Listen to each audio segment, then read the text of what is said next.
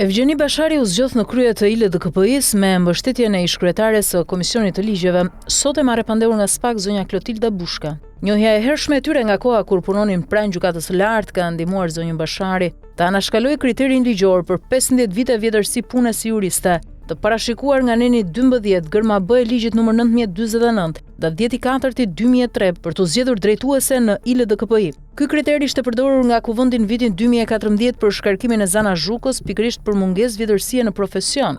Miqësia mes tyre nuk e pengoi zonjën Bushka të merrte pjesë në procesin e përzgjedhjes së kandidaturës së zonjës Bashari për inspektor të përgjithshëm të ILDKP-s. Sipas të dhënave zyrtare të Kuvendit, zonja Bushka në atë kohë deputete ka qenë relatore në Komisionin e Çështjeve Ligjore, pra personi përgjegjës për kontrollin dhe verifikimin e dokumentacionit që paraqiti zonja Bashari për plotësimin e kushteve ligjore. Gjithashtu, sipas biografisë së publikuar, Bashari nuk ka deklaruar gjatë kandidimit për kryetare të ILDKP-s periudhën e punësimit pranë autoritetit të mediave audiovizive.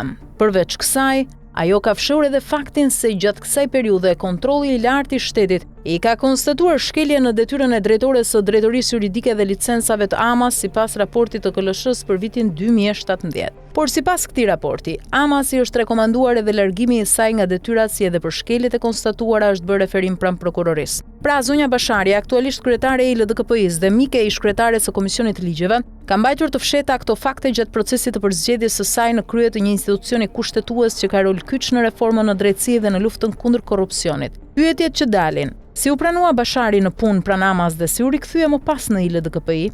Çfarë masash mori AMA për të zbatuar rekomandimet e KLSH-s? Pse Kuvendi nuk verifikoi siç duhet mosplotësimin e vjetërsisë në punë dhe mosdeklarimin e shkeljeve të konstatuara? Mosdeklarimi i këtyre fakteve bashkë me mosplotësimin e kritereve të vjetërsisë ka ndikuar drejt për drejt në një proces kushtetues, siç është përzgjedhja e kryetarit të ILDKP-s nga Kuvendi i Shqipërisë.